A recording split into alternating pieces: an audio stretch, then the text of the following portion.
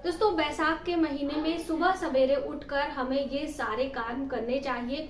यदि हम इसे नियम पूर्वक करते हैं तो हमारे जीवन में निश्चित ही समृद्धि आती है, हमारे घर से कलह क्लेश दूर होता है, माता लक्ष्मी की कृपा मिलती है। वैसाख का महीना जिसे माधव मास के नाम से जाना जाता है, माता लक्ष्मी और भगवान विष्णु का प्रिय महीना माना जाता है। यदि हम नियम से मुख्य दरवाजे पर ये सभी कार्य करते हैं तो हमारे जीवन में निश्चित ही समृद्धि आती है, इसमें कोई संशय नहीं है। तो ये सभी कार्य हमें कौन कौन से हैं, कैसे करने हैं, क्या नियम होते हैं, ये सभी जानकारी आज के इस वीडियो में हम आपके साथ शेयर करेंगे। नमस्कार, वेलकम टू माय चैनल। मैं हूं मनीषा। दोस्तों, आज की वीडियो सुबह सवेरे उठकर हमें क्या चीजें नियम से पूरे बैसाख माह में करना चाहिए। जैसे कि वैशाख मास की शुरुआत हो चुकी है, तो आप इन महीनों में यदि इन नियमों का पालन करते हैं तो आपके जीवन में निश्चित ही समृद्धि आती है। सबसे पहले तो आपको सुबह उठते ही, जैसे ही आप सोकर उठते हैं, अपने मुख्य दरवाजे पर जल का छिड़काव करना है। एक लोटे में जल भरकर अपनी रसोई में आपको रखना है और सुबह सवेरे उठ के अपने मुख्य द्वार पे, आपका कोई भी मुख्य द्वार है, जैसे कि ये मेरा मुख्य द्वार है, और फ्लैट सिस्टम में रहते हैं तो सभी को कंफ्यूजन होती है, तो मैंने कई वीडियो इसके लिए दी है। जहां पर आपका नेम प्लेट लगा है वहीं पर बाहर से, जैसे कि ये मैं अंदर की तरफ हूँ, पूरा डिटेल में वीडियो में आपके लिए देने वाली हूँ जिससे आप अच्छे से इसे कर पाए। तो इस तरह से आपको हाथों में जल थोड़ा सा लेना है। बहुत सारे लोगों को ये है कि हमें यहाँ पे धुलाई सफाई नहीं कर सकते हैं, तो देखिए इस तरह से जल का छिड़काव हल्का सा आपको करना है। उसके बाद थोड़ा सा हल्दी, जैसे कि ये पूजा वाली हल्दी जो होती है, इसे हम यहाँ पर इस पात्र में थोड़ा सा ले लेंगे। ये देखिए, ये मेरा चांदी का पात्र है। तो आप कोई भी घर में जो आपके बर्तन हो उसको लेकर उसमें थोड़ी सी हल्दी और ये गंगा जल है, इसी से आपको इसको मिला लेना है। अब इस जल से आपको इसको अच्छे से मिक्स कर लेना है। अब इस जल से, हल्दी वाले जल से, हो सके तो इसमें केसर भी मिला सकते हैं। इसका छिड़काव अपने मुख्य द्वार पर इस तरह से आप करेंगे और माता लक्ष्मी का ध्यान करते हुए माँ लक्ष्मी का आवाहन करेंगे सुबह सवेरे सूर्योदय से पहले। ये नियम आपको वैशाख मास में बनाना है और नहाने से पहले इस तरह से जल का छिड़काव आप कर दीजिए। उसके बाद आप अपने घर के सारे काम कर सकते हैं। आप स्नान ध्यान करने के बाद एक दीप लगाना प्रारंभ करें। देखिए, दीप सुबह आप सूर्योदय से पहले लगा लें। यदि आप सुबह नहीं कर सकते हैं तो संध्या के समय जब सूर्यास्त हो जाता है तब आप गोधूली बेला में दीप लगाएं। दीप लगाने की प्रक्रिया क्या है, तो आपको इस तरह से एक प्लेट ले लेनी है, उसमें कुछ गुलाब के पुष्प ले लेने हैं और एक धूप ले लेना है। हो सके तो एक जल से भरा पात्र भी आप रख सकते हैं। घर की नकारात्मकता दूर करने के लिए, बाहर से कोई भी नकारात्मक ऊर्जा आपके घर में प्रवेश नहीं करे, इसके लिए मुख्य द्वार पर एक लोटा जल भी आप रख सकते हैं। बहुत सारे लोगों का प्रश्न होता है कि घर के लोग आते जाते रहते हैं, बच्चे हैं, कुछ भी हैं, तो आप इस तरह से मुख्य द्वार पर कोई स्टूल पर भी रख सकते हैं, ऐसा कुछ भी नहीं है। तो दोस्तों, प्लेट इसलिए हम बोलते हैं कि आपके मुख्य द्वार पर कोई उसको बिखेर न दे, कोई उसको नुकसान न पहुंचे। आप चाहे तो जमीन पे ही रंगोली बनाकर ये काम कर सकते हैं। आप कभी साउथ जाएंगे, देखेंगे हर दिन वहां की जो महिलाएं होती हैं हर दिन संध्या के समय अपने मुख्य द्वार पर दीप प्रज्वलित करती हैं और सुबह सवेरे उठकर धुलाई सफाई करके रंगोली बनाती हैं। इससे माता लक्ष्मी की कृपा हमारे घर में होती है। तो आप फूलों की रंगोली बना सकते हैं, आप चावल से बना सकते हैं, आटे से, किसी भी तरह से रंगोली बना ले। तो हम यहाँ पर पुष्पों से इस तरह से सजावट करके इसके ऊपर एक चावल से भरा पात्र, ये आप देख सकते हैं, यहाँ पर फूलों का आसन देते हुए हम यहाँ पर दीप प्रज्वलित करेंगे। और जैसे मैंने आपको बताया कि जल से भरा पात्र, ये मुख्य द्वार है और यहाँ पे बाहर की तरफ से आपको रखना है। बहुत सारे लोग पूछते हैं हम किनारे लगा दें, इस तरह से हो सके तो बीच में रखें, वरना आप कहीं भी इधर किनारे भी लगा सकते हैं। तो मैंने यहाँ पे ये थाली ली है, उस पे मैंने पुष्प रखा है और यहाँ पे जल से भरा पात्र है और ये हमारा कलश है, उसके ऊपर हमने ये पीले चावल रखे हैं और यहाँ पर ये हमने रुई की बातियां रखी हैं और ये चौमुखा दीपक है। अब इसमें विशेष क्या है, तो हम इसमें लगाएंगे हल्दी, इसके ये आगे कोनों पर इस तरह से। यदि आप वैशाख के महीने में ये हमारे इनमें रुई में घी लगा हुआ है, तो इसीलिए ये हल्दी अच्छे से इसमें कोट हो जा रही है। इस तरह से ये हल्दी वाला दीपक का उपाय यदि आप करते हैं तो आपके जीवन में निश्चित ही समृद्धि आती है। एक कपड़ा भी आप रखें जिससे आप हाथ वगैरह पोंछ सकें। और यहाँ पर हम लेंगे घी। तो देखिए आपका दीपक कम से कम 15 से 20 मिनट तक प्रज्वलित रहना चाहिए। इसके लिए आपको यहाँ पर हम करेंगे और इस दीप को प्रज्वलित करेंगे।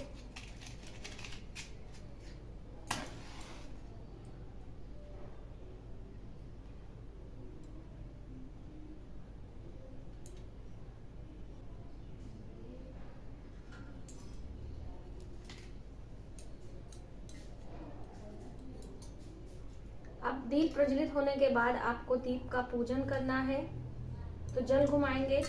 उसके बाद हम यहाँ पर हल्दी और ये कुमकुम से तिलक करेंगे दीप का, और थोड़े से अक्षत चढ़ाएंगे इस तरह से। थोड़े से हमने यहाँ पे मिष्ठान, मिश्री और ये किशमिश का भोग है जो कि हम इस दीप में डालेंगे। ये हमारा मीठा दीपक हो सकता है। अब हम धूप जलाएंगे। तो देखिए इसमें से कभी भी, आपको बहुत सारी बहनों ने पूछा था, तो हम इसमें से कभी दीप नहीं प्रज्वलित करेंगे, अलग से हमें दीप लगाना है।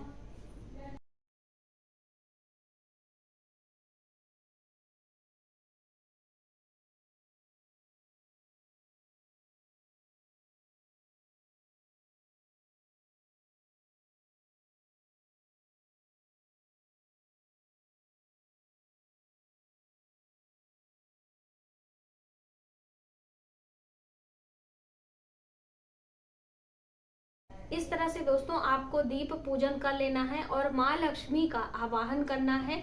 यदि आप चाहें तो माता लक्ष्मी के प्रति आप मंत्रों का भी जप कर सकते हैं, लेकिन ये छोटा सा कार्य आपको हर दिन करना है। ये आप चाहें तो संध्या के समय कर सकते हैं या फिर सुबह सवेरे ब्रह्म मुहूर्त में कर सकते हैं, जैसे आपके पास सुविधा हो। ये कार्य आप जरूर करें। पूरे माधव मास, वैशाख मास में ये नियम यदि आप अपनाते हैं, हल्दी वाले दीपक का प्रज्वलित करते हैं और माँ लक्ष्मी को आप आवाहन करते हैं, आपके घर में निश्चित ही समृद्धि आती है। दोस्तों देखा आपने कैसे हम अपने मुख्य द्वार पर इस तरह से पूरे वैशाख मास में दीप प्रज्वलित करेंगे और माता लक्ष्मी का आवाहन करेंगे। और ये कार्य आप सुबह भी कर सकते हैं ब्रह्म मुहूर्त में, लेकिन स्नान ध्यान करने के बाद ही हमें दीप प्रज्वलित करना होता है। इसीलिए ज्यादातर हम आपको यही सलाह देते हैं कि यदि आप सुबह नहीं कर सकते हैं तो संध्या के समय ये नियम अपनाएं। ये भी हमारे लिए बहुत ही शुभ होता है।